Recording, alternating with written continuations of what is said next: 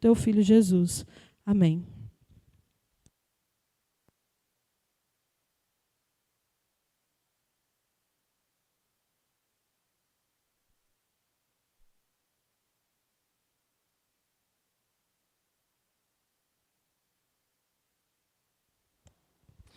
Irmãos, bom dia, a graça e a paz de Cristo. A nossa oração para que o Senhor continue abençoando a vida de todos vocês, continue derramando graça sobre graça, sustentando, provendo e dirigindo, em nome de Cristo Jesus. Irmãos, nós vamos abrir a Bíblia no Salmo 134. Eu tenho particularmente, me utilizado do livro dos Salmos já há algum tempo, lá na Igreja Presbiteriana Filadélfia, no Valentina, e durante o nosso retorno aqui, durante a nossa retomada, também tenho me valido do texto dos Salmos para as nossas manhãs aqui de edificação. Então hoje nós vamos para o Salmo 134. Aí está a leitura. Se alguém estiver sem Bíblia, vai ser projetado aí também no painel e os irmãos poderão acompanhar a leitura. É um salmo curto, um salmo com apenas 3 versículos, de acordo com as nossas Bíblias, as nossas divisões, mas é um salmo curto. Então nós vamos ler e os irmãos estejam atentos à Escritura. Bendizei ao Senhor, vós todos, servos do Senhor, que assistis na casa do Senhor, nas horas da noite. Erguei as mãos para o santuário e bendizei ao Senhor. De Sião te abençoe o Senhor, Criador do céu e da terra. Amém. Vamos orar, meus irmãos, vamos falar com o nosso Deus. Senhor Deus, obrigado por esta manhã. Obrigado, Senhor, porque já tivemos a oportunidade de, à luz da Tua palavra, refletir sobre a Tua vontade. E nós sabemos claramente, Pai, que a Tua vontade para nós, como igreja do Senhor, é que nós vivamos em adoração, em serviço ao Senhor e ao próximo e também ao mundo. Graças damos pelo privilégio de Te servir. E nesse momento, Pai, nós oramos para que o Senhor, então, nos ajude a continuar entendendo, aprendendo isso na Tua palavra.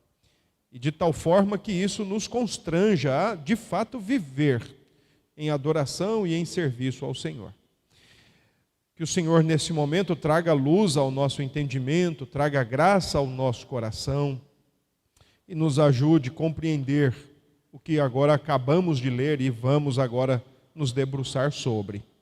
Sê conosco então nesta manhã. Assim nós oramos agradecidos e oramos em nome de Cristo Jesus. Amém. Meus queridos irmãos, o Salmo 134 é o 15º Salmo daquela coletânea, de uma coleção específica de salmos que ficou conhecido como salmos de romagem ou cânticos de degraus.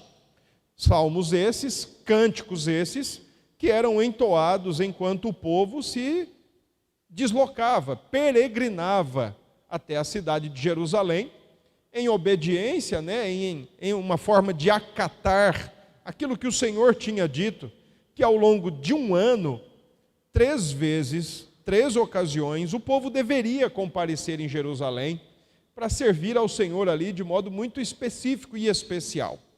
Havia 3 celebrações festivas de cunho religioso, apesar de elas serem um momento de louvor a Deus pela colheita, pela redenção, pela libertação, mas elas tinham esse viés mais profundo, esse viés mais específico.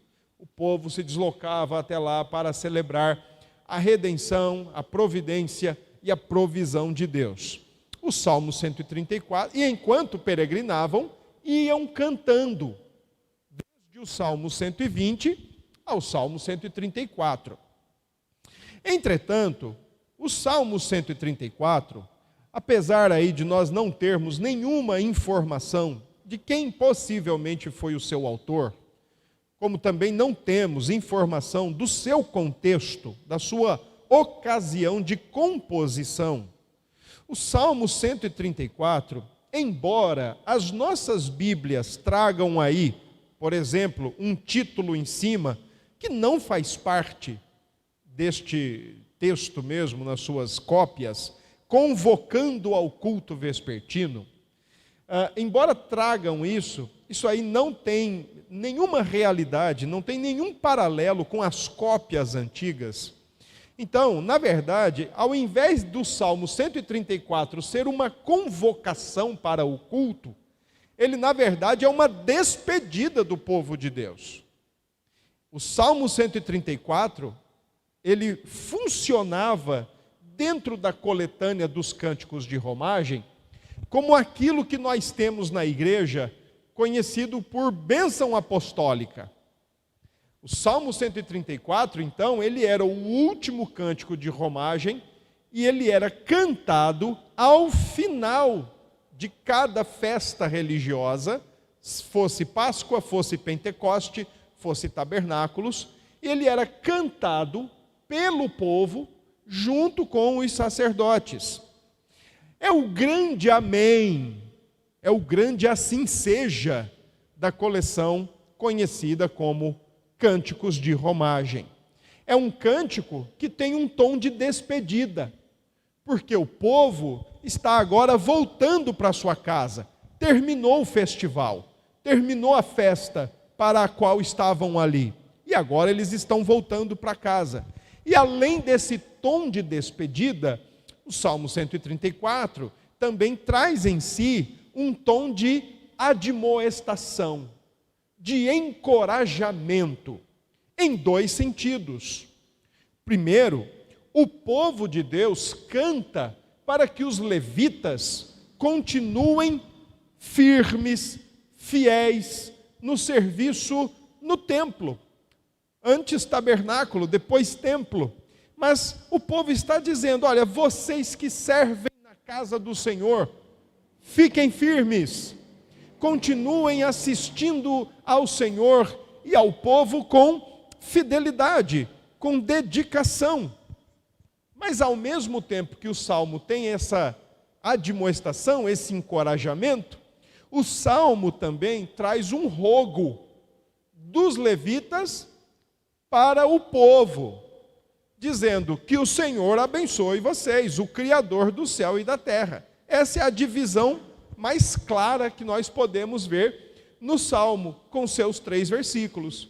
Os 2 primeiros versículos é o povo admoestando os levitas, os sacerdotes, a permanecerem fiéis e atenciosos no seu serviço. Por isso que eles dizem assim, vós todos servos do Senhor, que assistis na casa do Senhor. Versículo 1. E uma outra expressão interessante que está aí, erguei as mãos para o santuário. Embora essa expressão aí, santuário, ela sirva tanto para local como para pessoa, a ideia aí de fato é o santuário, porque os levitas tinham como local de trabalho exatamente o santuário, o tabernáculo e posteriormente o templo. E do verso 3, então, nós vemos a bênção que os próprios levitas cantavam, e o próprio povo cantava, chamando, pedindo, rogando a bênção de Deus sobre a vida daquele que agora vai voltar para casa, daqueles que estão voltando para suas respectivas residências depois da celebração festiva. Portanto, o 134 não é uma convocação, é uma despedida, é o final, é o grande amém, ou é o tríplice amém, na nossa linguagem mais presbiteriana, né? É o que põe fim àquela grande celebração que aconteceu em Jerusalém. É por isso que o texto termina dizendo o quê? De Sião, versículo 3, de Sião abençoe o Senhor, ou de Sião te abençoe o Senhor. Você que vai voltar para casa. Lembremos que Sião era o local simbólico da morada de Deus. Então ali está o Senhor. E o povo que foi para Sião, para Jerusalém, foi para se encontrar com Ele. E agora estão voltando. E de lá de Sião Ele vai continuar abençoando o seu povo. Então, vamos olhar para este salmo da maneira mais natural possível, como ele nos permite, em dois momentos. Uma vida de fidelidade, uma vida de bênção. A conta é muito simples, a conta é muito fácil. Uma vida de fidelidade, uma vida de bênção. Olha o que diz então os dois primeiros versículos. Bendizei ao Senhor, vós todos servos do Senhor. Essa expressão aí, servos, ela está sendo empregada especificamente para aqueles que oficiavam dentro do tabernáculo. E complementa-se com a seguinte explicação: que assistis na casa do Senhor nas horas da noite. Aliás, ou a propósito, o trabalho levítico, o trabalho sacerdotal, ele era um trabalho dioturno, ele era um trabalho ininterrupto, tanto pela manhã como pela noite, como nós vamos ver dentro de alguns instantes com outros textos das Escrituras. E o texto do verso 2 diz: erguei as mãos para o santuário e bendizei ao Senhor. Os dois versículos, esses dois primeiros versículos, é palavra de encorajamento dirigida aos levitas e aos sacerdotes do povo de Deus, que oficiavam, que atuavam, que trabalhavam no templo em Jerusalém. E repare bem que ambos os textos, verso 1 e verso 2, eles começam com a expressão bendizei ao Senhor e termina com a mesma expressão, bendizei ao Senhor. Em outras palavras, em tudo que vocês estiverem aí, façam com que o nome do Senhor seja bendito. Através das suas palavras, através das suas intercessões, através dos seus serviços, através da sua fidelidade de vida. Bendigam ao Senhor em tudo quanto vocês estiverem envolvidos e realizarem. É também uma palavra dirigida indiretamente para o povo. Não cabe aqui nós fazermos uma distinção, uma separação, como era muito clássica, né? E muito errada também na Idade Média, em que os sacerdotes católicos tinham a vocação espiritual que tinha primazia sobre todas as outras vocações, enquanto o povão tinha vocação natural que não servia de nada porque não eram contemplativas, a clássica distinção entre sagrado e profano. Não cabe aqui para nós, como igreja de Cristo, como povo de Deus, e como também não coube à igreja do Senhor Deus no Antigo Testamento, essa distinção. A vida de fidelidade que é admoestada, que é encorajada nos dois primeiros versos aos sacerdotes, indiretamente também é encorajada e admoestada para a igreja, para os peregrinos, para aqueles que se deslocavam até Jerusalém. A fidelidade dos sacerdotes era necessária, mas a fidelidade do povo também era necessária. Afinal de contas, a linguagem pactual, a linguagem de aliança que o Senhor estabelece com o seu povo, e esse relacionamento exigia a fidelidade do povo também, e não apenas dos sacerdotes. Assim, portanto, é tranquilo e totalmente possível nós entendermos que os dois primeiros versos é encorajamento de vida de fidelidade aos sacerdotes e ao povo de Deus. Se nós quisermos traduzir isso para o nosso tempo, essa vida de fidelidade, ela é encorajamento para os oficiais da igreja, mas ela também é encorajada para a igreja, sem nenhuma distinção, sem nenhuma barreira. Se os oficiais dessa igreja precisam ser fiéis ao Senhor, a igreja também precisa ser fiel ao Senhor. Ninguém aqui depende da fidelidade de outro, nós dependemos exclusivamente da fidelidade de Cristo, mas nós não podemos depender da fidelidade do outro, porque afinal de contas, fidelidade ao Senhor é um compromisso particular e individual que cada um de nós devemos ter. Portanto, o Salmo diz, bendigam ao Senhor, vós que assistis no templo. A ideia de bendizer ao Senhor é tão interessante, porque ela extrapola a ideia apenas de você abrir a boca e dizer glória a Deus ou aleluia. Bendizer ao Senhor traz consigo a ideia de louvar a Deus. E Deuteronômio 26, do verso 1 ao 15, deixa isso muito bem claro. E eu gostaria que você abrisse a sua Bíblia lá, para nós darmos uma olhada no texto. Deuteronômio, capítulo 26.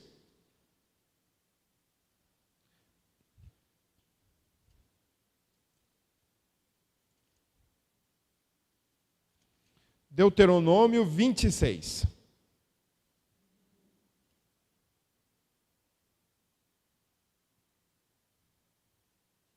Se você olha esse texto na sua completude, nós vamos ver que ele está falando de todo o cuidado, a provisão de Deus para o seu povo, a maneira como ele provê o seu povo, a necessidade do seu povo, o dia a dia do seu povo. E eu quero chamar a sua atenção para o verso 11.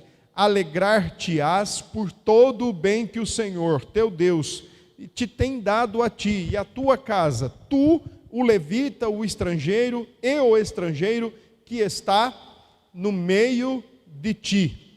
E o verso 14 também diz: dos dízimos não comi no meu luto e deles nada tirei. Estando imundo, nem deles dei para a casa de algum morto. Obedeci à voz do Senhor meu Deus, segundo tudo que me ordenaste tenha feito. Olha desde a tua santa habitação, desde o céu, e abençoa o teu povo, ó, a Israel, e a terra que nos deste, como juraste a nossos pais. Que terra esta que mana leite e mel. O texto de Deuteronômio 26, junto com o texto de Salmo 134, a questão do bem dizer a Deus, ou do bem dizer ao Senhor, é a proclamação e o louvor que faz questão de salientar, enfatizar, que faz questão de destacar a bondade e a misericórdia de Deus, que anuncia e enriquece a reputação do Senhor na mente e no coração do seu povo.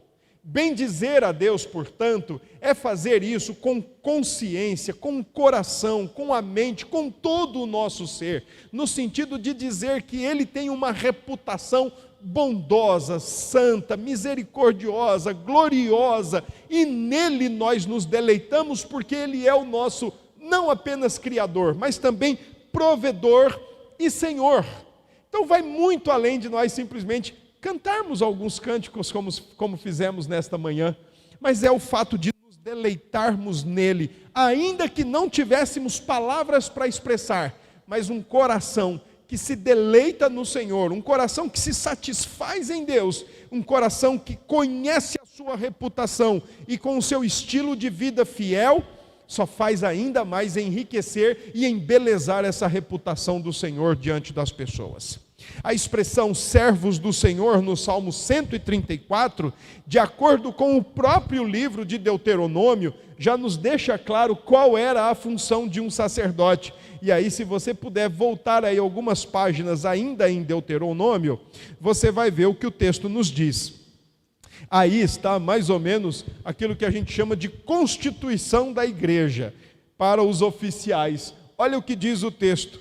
No verso 6 e 7, está atestado, está indicado a tribo de Levi como a tribo que seria responsável por oficiar no templo. Mas no verso 8, então está dito aí quais seriam as suas funções. E o texto diz: por esse mesmo tempo, o Senhor separou a tribo de Levi, primeiro, para levar a arca da aliança do Senhor. Só os levitas podiam fazer isso. Quando você lê, por exemplo, o texto de Samuel, Davi trazendo a arca da aliança, 2 homens foram tentar segurar a arca porque ela estava escorregando, ela ia cair da carroça. Quando eles tentaram colocar a mão, foram queimados, foram fulminados. Só os levitas podiam fazer esse translado, só os levitas podiam fazer esse transporte. Segundo, para servir, para estar diante do Senhor. E essa expressão do verso 8, para estar diante do Senhor, é a mesma que está lá no Salmo 134, vós que assistis na casa do Senhor. E Diz mais, para o servir e para abençoar em seu nome até o dia de hoje, para invocar a bênção de Deus sobre o povo. Então, o que está acontecendo lá no Salmo 134 é correspondente ao que está estabelecido em Deuteronômio 10:8. Era papel do sacerdote carregar a arca da aliança, era papel do sacerdote estar lá perante o Senhor para servir ao Senhor, mas também para invocar a bênção de Deus sobre o povo. Por isso é que nós entendemos aqui o seguinte: o Salmo 134, nos versos 1 e 2, tem correlação com Deuteronômio 10 e prioritariamente ou primariamente é uma admoestação, é uma exortação para que sacerdotes sigam fiéis, mas também uma exortação para que o povo siga fiel. E é interessante quando o Salmo diz lá no finzinho, no verso 1, nas horas da noite. Se você abrir sua Bíblia em 1 Crônicas, você vai conseguir entender o que esse texto quer dizer, o que este salmo quer dizer. 1 Crônicas 9, verso 33. Crônicas é um livro pós-exílio, então é um livro que conta muito antes exílio e depois de exílio, o que aconteceu ao povo. Então aqui o texto está fazendo uma rememoração do que acontecia e daquilo que era feito no tabernáculo e no templo antes mesmo do exílio. Tá? O autor está relembrando a história. Então olha o que diz o verso 33. Quanto aos cantores, cabeças das famílias, entre os levitas, estavam alojados nas câmaras do templo e eram isentos de outros serviços, especialmente deviam se dedicar ao serviço no templo.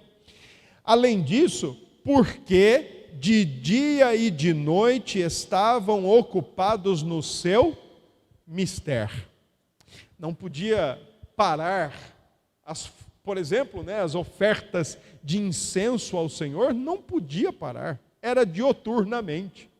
Então, quando o Salmo 134 está falando, olha, vocês que assistem no Senhor nas horas da noite, é uma palavra específica aos sacerdotes que oficiavam no templo: sigam fiéis no trabalho do Senhor, sigam fiéis em tudo quanto fizerem, em tudo quanto oferecerem. E tem mais uma coisa, no mesmo livro de Crônicas, olha o que diz o capítulo 23 e verso 30. Olha o que diz esse texto, e também exatamente relacionado ao trabalho dos levitas no templo. Capítulo 23, verso 30. Olha o que diz: deviam estar presentes. Quem? Os levitas, os sacerdotes. Deviam estar presentes todas as manhãs, para renderem graças ao Senhor e o louvarem, e da mesma sorte à tarde. Era louvor pela manhã, anunciando o amor e a misericórdia pela manhã, mas também fazendo isso à noite, além de ter que limpar o tabernáculo, além de ter que limpar o templo. Levita não vivia só para compor música, ou só para tocar.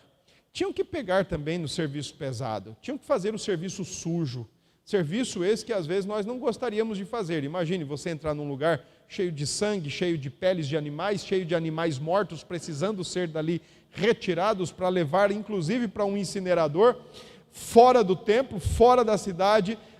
Além disso, limpar fezes de animais. Esse era o trabalho dos levitas e dos sacerdotes do templo. Eles não ficavam sentados numa montanha ou em cima de uma árvore esperando inspiração para cantar umas músicas hereges que a gente tem hoje, não. Às vezes no banheiro compõe-se música hoje, os levitas do nosso tempo vão tomar banho e aí começa a compor música no banheiro. Levita, no sentido pleno e legítimo da palavra, tinha que pegar em cocô de animal. Tinha que deixar limpinho o templo. Os levitas de hoje fazem diferente, emporcalham a igreja com suas músicas hereges, com as suas músicas sem futuro. E por fim, vamos analisar ainda essa expressão, erguei as mãos, uma expressão que virou sinônimo de preceptivo, aproveitando aqui o meu irmão Salomão, Expressão essa que tem sido tratada como algo preceptivo de Deus, ou seja, algo como princípio.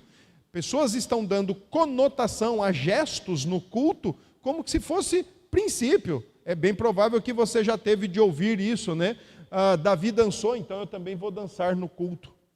Se Davi dançou, então também temos que ter coreografia na igreja, ou temos que ter gestos na igreja, ou temos que levantar nossas mãos. Olha, mais um texto dizendo isso, erguei as mãos. Mas, gente, vamos fazer algumas ressalvas. Primeiro, quando Davi dançou, ele não dançou no culto e não dançou no templo. Dançou sim, é verdade, o texto diz que ele dançou, mas de forma nenhuma ele dançou aquilo numa ocasião e local e ajuntamento solene do povo de Deus.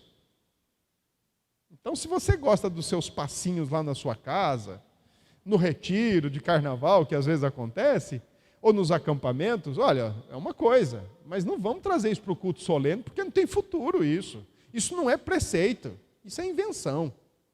Tá certo? Mas aqui está dizendo que é para eles erguerem a mão. Não se faz doutrina em texto de poesia. Não se faz doutrina em texto poético, não nesse termo. Além do que, erguia-se as mãos lá no Antigo Testamento, quando um sacerdote ia ser ungido, erguia-se as mãos quando um exército voltava vitorioso para casa.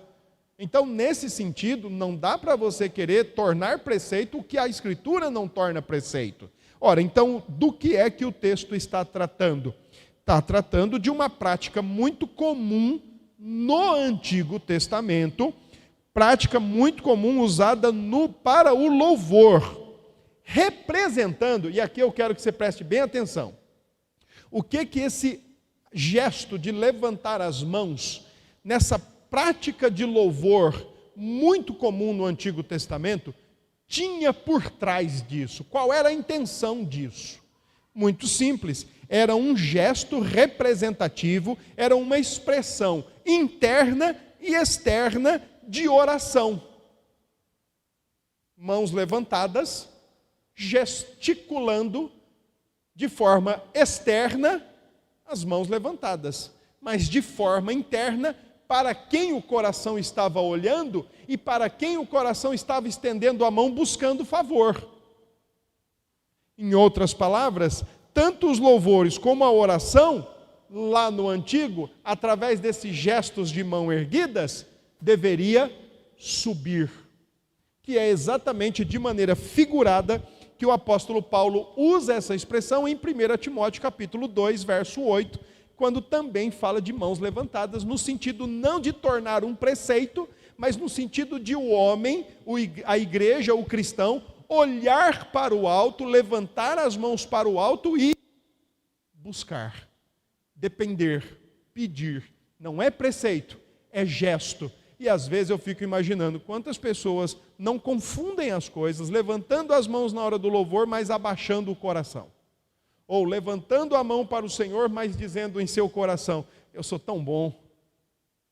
Isso me rememora, né, o grande fato da doutrina da justificação em meio à reforma protestante, que foi muito bem ilustrado, inclusive pelos reformadores, de que aquele que é justificado, ele se apresenta diante de Deus e ele apresenta-se com as mãos erguidas, mas totalmente vazias, em busca de socorro e de perdão da parte daquele que estende as mãos para colocar algo na mão vazia.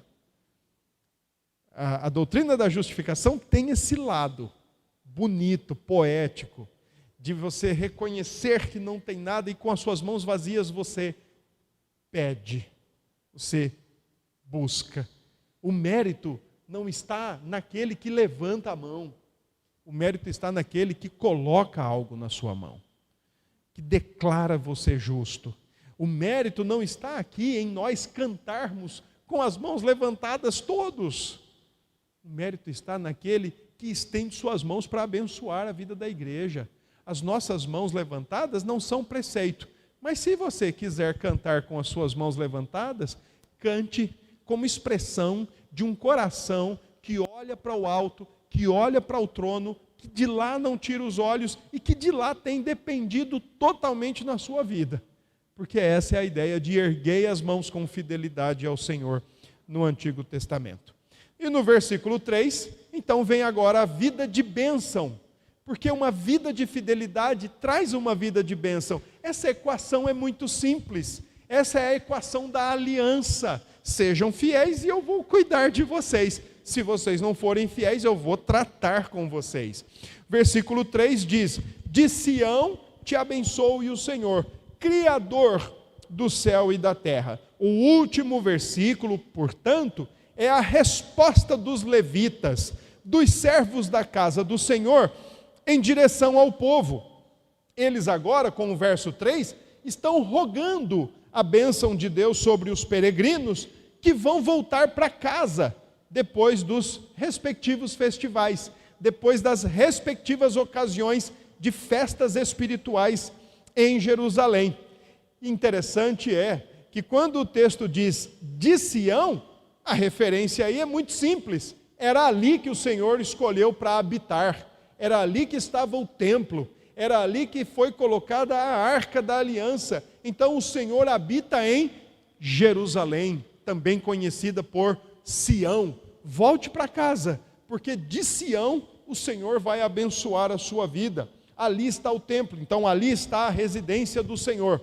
E por fim, a vida de bênção indica a sua origem, indica a origem de quem abençoa, ou a fonte dela, o Criador do céu e da terra. Essa é uma expressão que remete ao Gênesis 1. No princípio criou Deus os céus e a terra, mas é também uma expressão que remete ao Salmo 121. E quando você faz a relação com o Salmo 121, eu quero que você abra a sua Bíblia lá, só para a gente dar uma olhadinha. Veja, o Salmo 120 é o primeiro salmo do Cântico de Romagem.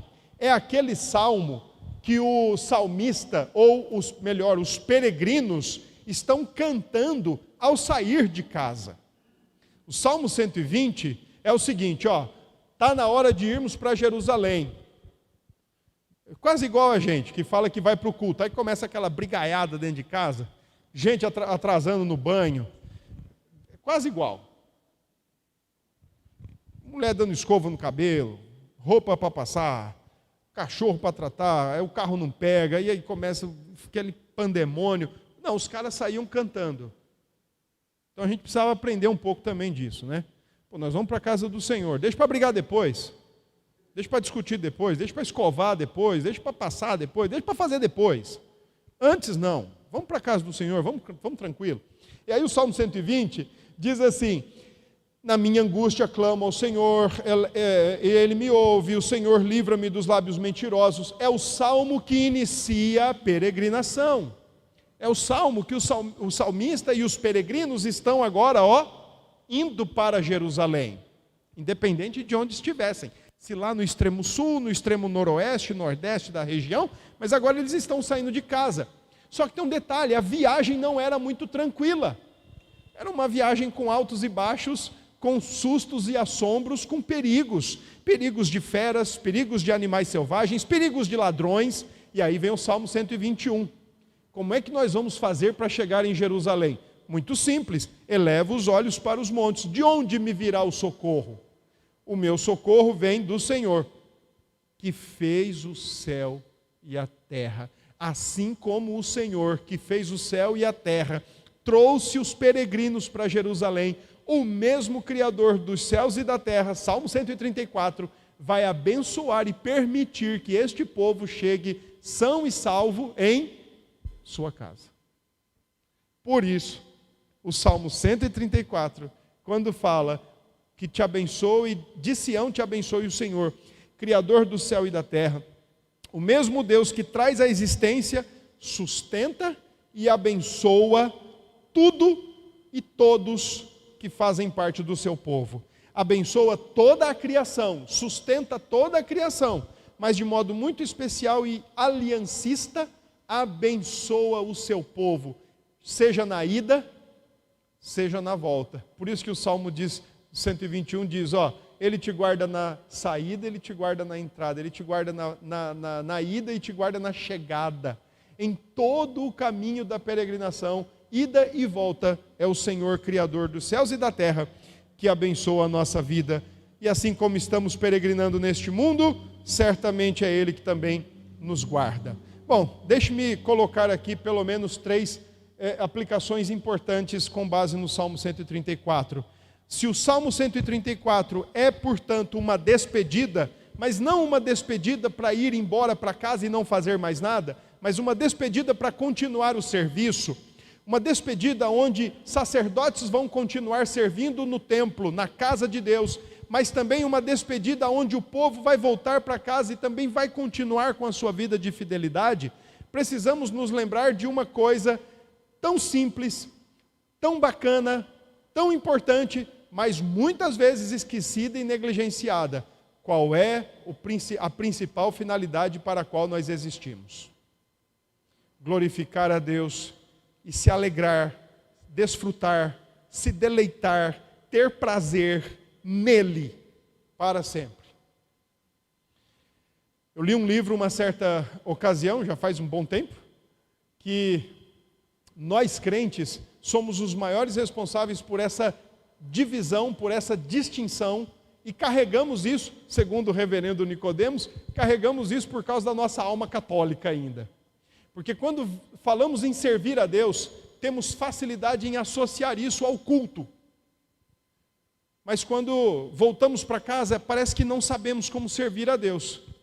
E aí a pergunta principal do catecismo maior e menor, do breve e do maior catecismo de Westminster, parece que na nossa vida não tem muito sentido, porque a gente só trabalha com essa pergunta quando nós estamos aqui, mas não quando estamos lá fora. E aí eu me lembrei que um certo livro que eu li há um tempo atrás, o pastor daquela igreja tomou uma decisão muito importante na vida dele e na vida da igreja. Então ele colocou no umbral da porta de entrada, ele colocou os seguintes dizeres: entrem para adorar. E no mesmo umbral, só que do lado de dentro, e era obrigatório que as pessoas passassem por ali e não deixariam de ler, ele escreveu: saiam para servir. Porque é exatamente esse o espírito do Salmo 134. Vida de fidelidade e de serviço, seja na casa do Senhor, seja em qualquer lugar. É exatamente esse o espírito da primeira pergunta. Onde quer que nós estejamos, que a nossa vida seja para glorificar e se alegrar a Deus nele sempre. Não somente em nossas reuniões no templo, não somente em nossas reuniões presenciais. Segundo, uma grande questão importante para nós pensarmos, de acordo com o Salmo 134, você é o sacerdote da sua vida. Você é o sacerdote da sua casa. Lembra que a reforma protestante, entre todas as discussões da reforma, uma das mais importantes foi exatamente essa: o sacerdócio universal de todo o crente. Você tem acesso a Deus, você tem a porta aberta dos céus, você tem as janelas escancaradas dos céus. Se tiver que orar, ore você. Se tiver que buscar a Deus, busque você, deixe de ficar dependendo dos outros. O Antigo Testamento tinha o seu sistema de mediadores, nós continuamos tendo, mas o nosso mediador não é o pastor, o nosso mediador não é o presbítero, o nosso mediador não é o diácono, o nosso mediador é Cristo. Foi Ele quem rasgou os céus. Então se mantenha fiel, mas sirva a Deus por Cristo, em Cristo. Faça uso de toda a liberdade e liberalidade que Cristo lhe deu. E meus amigos e irmãos em Cristo, percorra o caminho do trono da graça todo o tempo Se lá o povo era peregrino das suas casas até Jerusalém, nós também somos peregrinos neste mundo, mas tem um caminho, irmãos, que não tem impedimento, tem um caminho que não tem obstáculo, tem um caminho que não tem a mínima objeção para nós, o caminho do trono da graça, porque o nosso grande e sumo mediador já abriu esse caminho de uma vez por todas, não tem véu, não tem absolutamente nada. Então, se porte fielmente ao Senhor e busque o Senhor, sem depender de ninguém.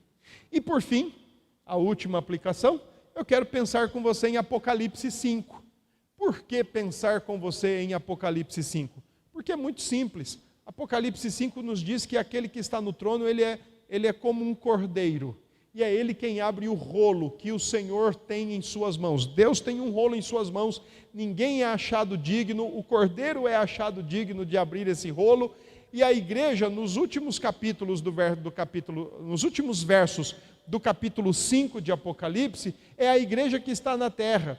Enquanto o Senhor Jesus está no trono, reinando, governando e dirigindo o rolo, a história, como Ele bem quer, a igreja do Senhor está na terra peregrinando, adora, serve a Deus com fidelidade, com dedicação, com devoção.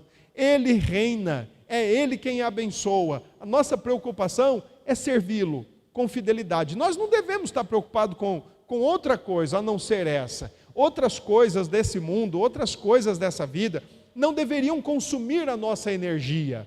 É claro que nós somos cidadãos do mundo, né? Quer dizer, no mundo, mas não do mundo. E como cidadãos no mundo, temos nossos horários, temos nossas agendas, temos nossos compromissos, temos nossos gastos, temos nossas necessidades, mas isso não deveria consumir nossa energia. Isso não deveria nos trazer crise de ansiedade, isso não nos deveria trazer síndrome de pânico, isso não nos deveria trazer depressão, porque a nossa grande e maior preocupação deveria ser se portar com mais fidelidade ao Senhor e viver a serviço do Senhor e a serviço dos nossos irmãos. Essa sim deveria ser a nossa preocupação. Enquanto nós estivéssemos preocupados com isso, o Senhor do alto trono, do trono do universo, abençoa a tua igreja, porque vê a tua igreja com fidelidade. É assim que o Apocalipse 5 explica. Nós não temos que... E é interessante, o Apocalipse, para mim, é um dos melhores, é um dos livros mais bonitos de toda a Bíblia. Por quê? Porque é um livro que tem um contexto bem parecido com o nosso, onde está cheio de pretensos deuses, pretensas verdades, gente falando como... gente vestida de ovelha, mas falando como dragão. É um livro que mostra a perseguição ferrenha que a igreja sofre no primeiro século.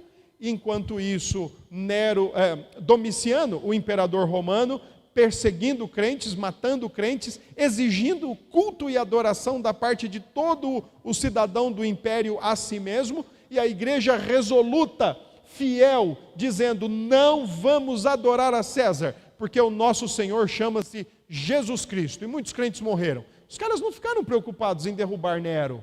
Os caras não ficaram preocupados se tinha gente morrendo ou não. Os caras não ficaram preocupados com isso. A única preocupação da igreja era: seja fiel e sirva ao Senhor. Eu penso que essa é a grande proposta do Apocalipse para nós. Independente do que acontecer nesse mundo, a nossa maior preocupação é ser fiel e servir ao Senhor e se deleitar nele para sempre.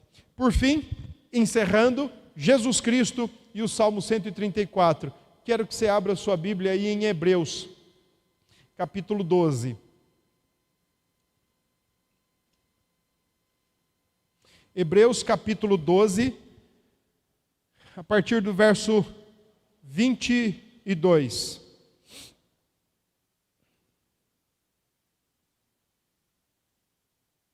Vamos a partir do verso 21.